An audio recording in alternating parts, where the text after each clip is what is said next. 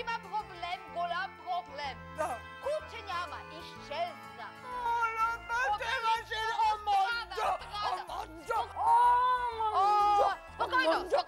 Спокойно, намери го, обещава. Как? Намери друид. Витамини! No, Витамини! друид. Нищо, тръгва.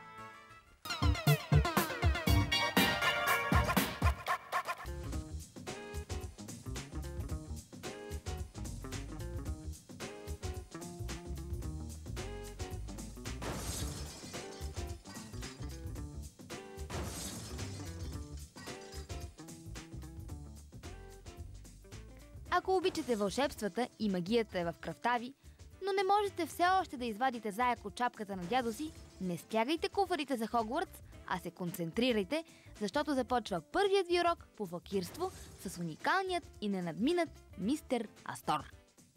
Честита нова година! Първо искам да ти пожелая една много магична година. Аз мислех точно аз да ти пожелая магична година, защото между другото, когато един магиосник ти пожелая нещо, то се сбъдва. Да, и ще видиш, че твоята ще бъде много магична, много хубава, като се видим на следващото интервю. Но аз много ти благодаря, твоето пожелание беше най-хубаво. Може ли да отпием по този случай? Здраве! Причината аз да съм илюзионист, маг по-точно, е моята баба. Вместо приказки тя ми разказваше за пътуващи фокусници по панаири, арени, циркове. И едно дете, аз на 5-6 години започнах да слушам тези разкази и ми беше много интересно как ли изглежда това нещо.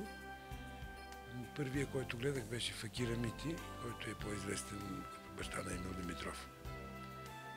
И имах смесени чувства. Първо много се радвах, че съм гледал, че съм видял най-после какво представлява това. Малко бях разочарован, защото аз си го представях, че тези хора са свръхестествени, че те някакви чудеса правят. Паднали са от някъде. Да. Следващото пък беше, ама щом са нормални хора, значи и аз мога да направя. Това ми даде кураж да си помисля. Първите два фокуса видях от баба си. Мити разкри един, аз си обясних един. И по-късно вече, на 18 годишна възраст, когато попаднах в една група такава, първият фокус, който го направих професионален, аз го посветих на баба си и първо на нея го показах, за да види, че семето, което е посяла, е поникнало, е станало нещо. А кога за първи път така започна сериозно да се занимаваш с фокус? Значи в първото ми сериозно представление беше в 8-ми клас в гимназията пред учениците, съучениците ми. А по-късно организирах нещо като детски цирк. Имахме едно огромно магаре, което го товарехме, качвахме се акробатични номера, аз водех, конферирах, клоунада плюс фокуси. Да започнем с представянето на твоите две прекрасни кучета. Знам само, че са баща и син. Баща и син. Това са ми най-добрите приятели. Лъки. Лъки, ела горе, моето. Тук, че са горе. Да. Лъки е таткото. И след малко ще дойде и сина му, който е... разхожда се в момента. Той е на година и 5 месеца. Малкия, Чарли, тати е на 11 години. Трети път е станал татко и между 1000 случаи един има кучета да родят по едно само, като човек. Само това идиотче се роди и слава Богу, че ми го дадоха на мен. А защо точно от тази порода си избра куче? Може би преди тях кучето, което съм го имал, това ми е 7-то или 8-то куче. Аз съм кучкар от детските години. Преди тях ми беше един пудел малко по-едър. Явно много свикнах с него. А има още нещо, че пуделите са най-интелигентните кучета, а най-умните са немската овчарка. Лъки го имаш от самото начало. Да. И двамата, той е от цирково семейство. Майка му и баща му са най-добрите дресирани кучета в цирка. Беше на 1 месец, когато ми го донесоха тук. Моя приятел и колега, покойния Орфи, имаше братчето му. Та бяхме по кучешка линия роднини. И така свикнах с тази порода. А другото, което е много важно, сигурно е единствената порода, която не пуска козина по леглата. Т.е. как минава, примерно, един ваш ден? Ти ли се грижиш предимно за тях? Да, аз се грижа и те са ми като членове на семейството, като хора. Аз такова ми вечер спът при мене. Раниш си ги, разхождаш си ги всички. Разхождам ги. Голяма любов от тяхна страна към мен и от моя към тях. Те го усещат това, че е така. Някой интересен случай с тях? Ами... Поне с големия, защото той явно от повече време. Лъки съм го губил 3 пъти и по много странен начин го намирам. Сега много внимавам и малкия да не избяга на някъде, защото аз не ги вързвам. Ще да те питам дали те слушат. Слушат. Имаме една свирка, като им свирнат, тичат и двамата пристигат. Имите им фокуси са с балони, защото знаете, че това те ще си играят с тях. Лъки го пука веднага, а он го разнася много интересно. На една нова година бяхме сложили много балони на масата. Те са с хелий и някаква малка тежест. Сега в момента слагат малък балон с вода. И на следващата вечер, защото ние оставихме балоните, бяха много красиви така. И както стоим и гледаме, балоните се разхождат между масите. А той се докопал до един сноп балони в устата и ги разнася между масите. Беше много интересно. Първото ми представление в София трябва да извадя един заек. И заека се изпишка вътре. Стана голяма магия и от тогава избягвам да работя с животни, освен пуделите. Предстои ми една много магична година, понеже ти ми я пожела. 3,5-4 години близо съм се мъчил. Имах идея да направим първи европейски фестивал. До сега не е правено. Значи има национални фестивали в цял свят, международни и световни фестивали. И аз предложих на Световната асоциация, ФИСИМ се казва, да направим един европейски. Естествено, първи до сега не е имало. По-старите, по-големите държави, като Англия, Германия, защо трябва да има сега? Ама това е ново. Опитваха се да попречат на това, но успях да се наложа. На финала трябваше да изберат между Франция и България. И всичките ми приятели и колеги викат, не можеш да се пребориш с Франция. Но успях. Направихме една книга, с която представихме, като казвам направихме, говоря с мои колеги и хора, които помагат, как ще изглежда фестивала. И понеже имаме невероятни условия, благодарение на НДК и хубави хотели наоколо, френският ми колега, президента на френските магиосници, когато е прочел това, което аз съм, и се отказа сам. И така до година, ноември месец, първият европейски фестивал ще бъде в България. Надявам се да участват и твоите приятели да участват. О, да. Аз няма да съм състезател, нямам право като организатор, но ще им направя един спектакъл. Президента на Световната асоциация даде много хубава идея, понеже ще мине под патронажа на президента, след като той приключи своята реч, да ми даде думата на мен, а вика ти вместо да приказваш, направи един малък спектакъл. Няколко карти, които правят малко чудо. Аз бях дете, когато го гледах при мистер Сенко. Страшно ми хареса този номер. Винаги съм мечтавал да го имам. И в момента това е може би единственото нещо, което от първите ми фокуси, което го пазя и си го харесвам. Супер! С този фокус пожелавам на твоите зрители да имат много щастлива година. И пак казвам това, което казах в началото, че когато един магиосник го пожелае, то се сбъдва.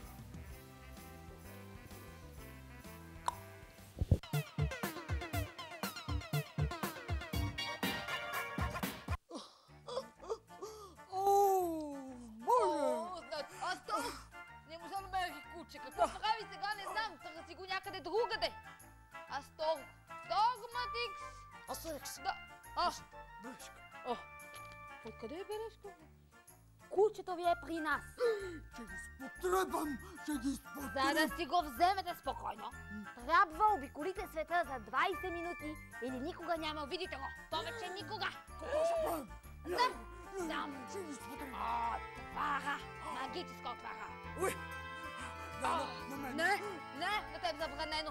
Ти паднал като малък в казана с отвара и затова само аз.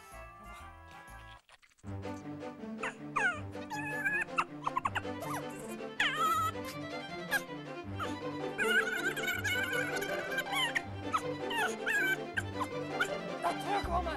Няма време.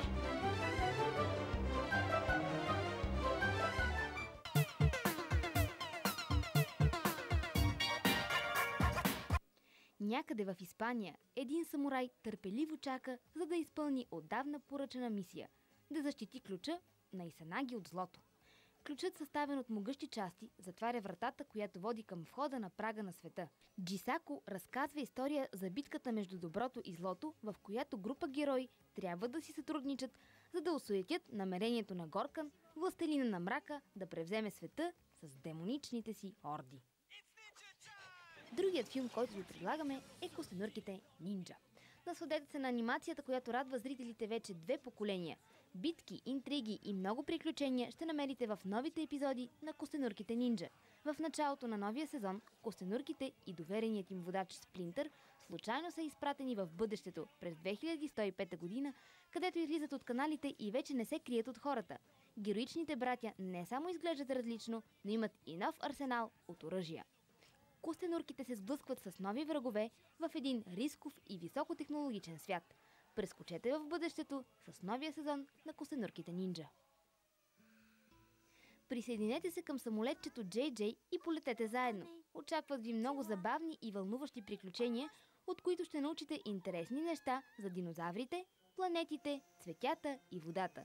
Ще се запознаете с приятелите на JJ и ще кръжите в небето, събирайки облаци от знания.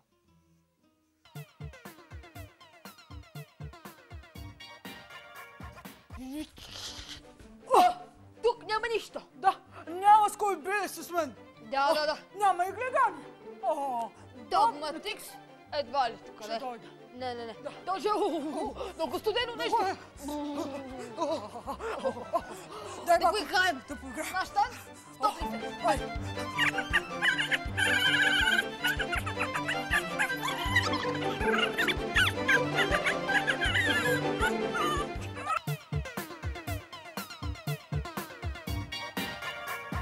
Всички, които са участвали в нашата игра, да слушат и гледат внимателно, защото дойде време да обявим и първите печеливши участници. Първата награда печели Арман Аветисян от София, който получава DVD с новият сезон на Костенурките нинджа, както и новият брой на списание Тили. Втората награда, а именно втори брой на списанието Тили, заедно с филма Доктор Стрендж на DVD, печели Кристияна Иванова от Силистра. Честито! И третата награда, DVD с филма Оцеляване, отива при Иван Величков от Кюстендил. Всички награди са ни любезно предоставени от IP Video. Честито на всички печеливши! А ние продължаваме с новият ни въпрос и ви предоставяме нов шанс да се здобиете с страхотни DVD-та и списания. Всичко, което трябва да направите, е да отговорите правилно на нашия въпрос с SMS на номер 1813. Въпросът тази седмица е следният. Кое животно има способностите на нинджа? А. Динозавър, Б. Мравка, С. Костенурка или Д. Монголски джербил. SMS със съдържание NTV, интервал и буквата на верният според вас отговор, написана на латиница на номер 1813, може да ви донесе страхотна награда. Чакам ви! Успех!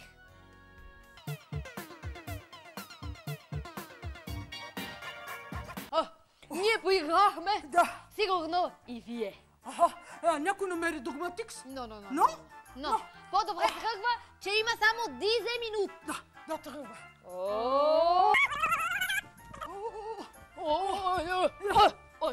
Къде сме? Къде? Британия. Excuse-moi. Excuse me. Do you see one dog? Док, le petit. No. Le petit, non. Why not? Please help. Dog. Mini dog. Малък. Бял. No. Какво каза? Но няма го. Но. Да тръгва. Док, Спокойно. Намери. Да тръгва, няма време.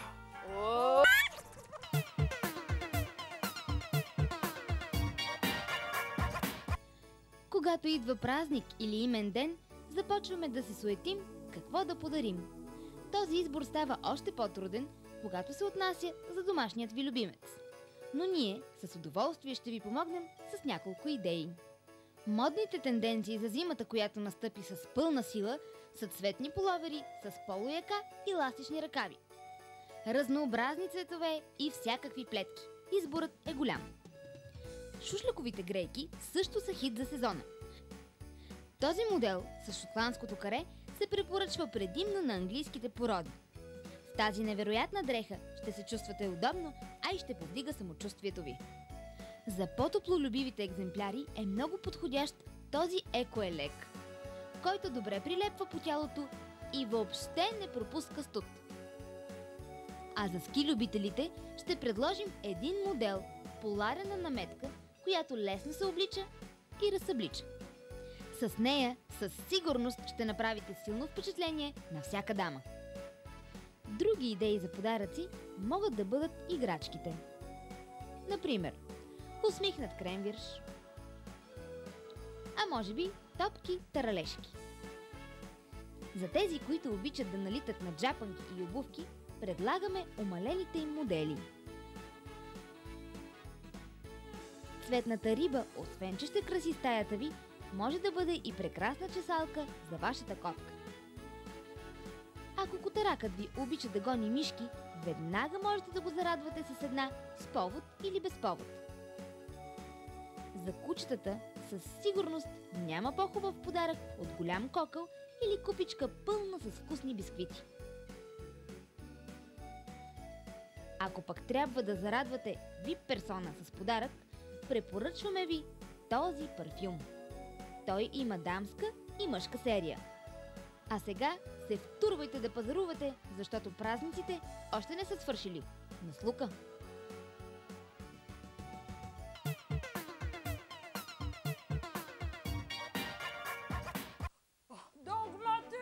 Догматикс! Но! Виж, и тук го няма. Няма. Не. Сигурно е някъде, където има много кокали. Да, сетих се. Египет.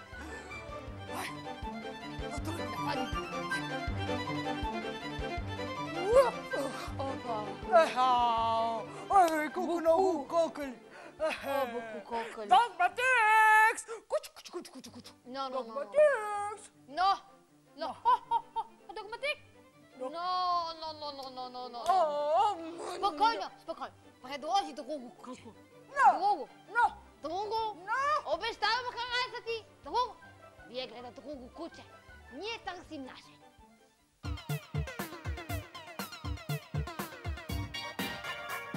Френският булдог е древна порода, за която се смята, че съществува повече от 5000 години.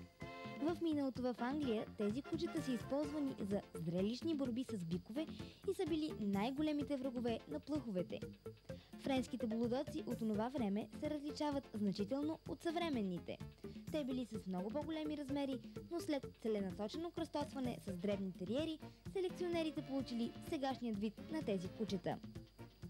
Въпреки че е произлязла от Англия, много специалисти смятат, че породата е създадена във Франция, където е и официално призната.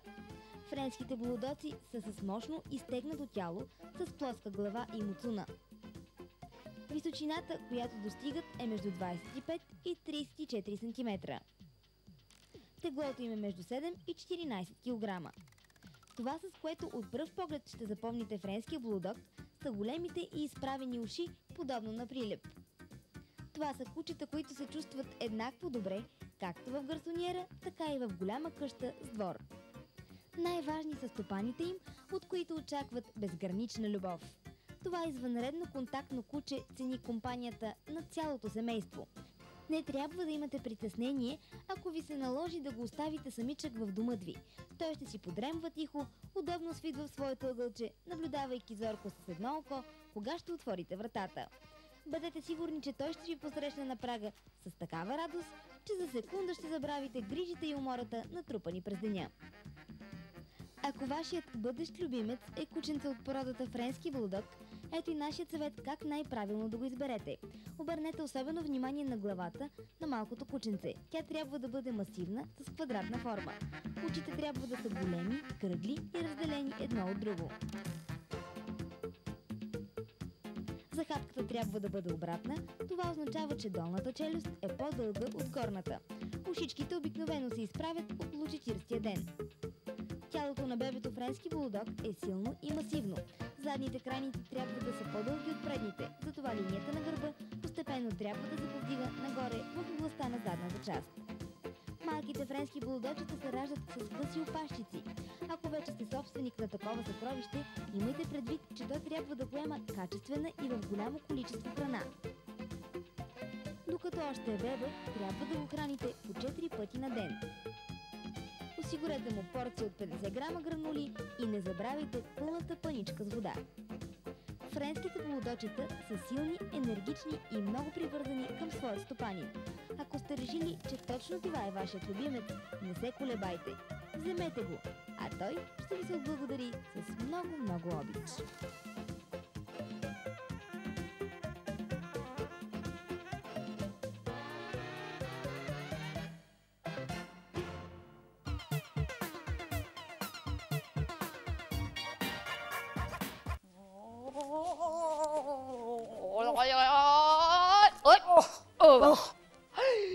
Обеликс!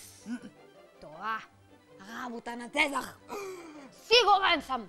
Колко съм нещастен, колко съм нещастен, само и Цезар да ме навием канчето. Няма да се успокоя. Но! Дай да потърсим. Римлянин! Още ми се въртат ръцете! Ей, римлянина!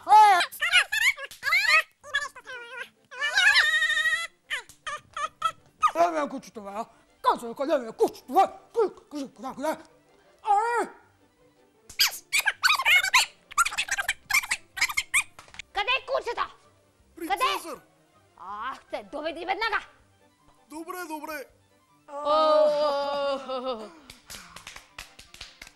Така. Догматикс!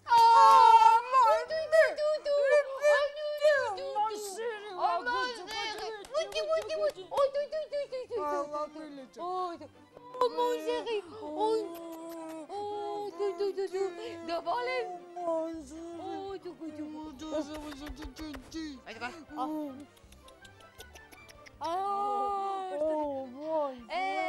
Ние много щастливи! Догматикс тука! Весела нова година! Пишете нас на адрес София, булевард Христофор Колумб, номер 41 за Нова телевизия и предаването Животните представят. Чакаме ви и следващата събота, точно в 9, тук в Животните представят. Чао! Au revoir!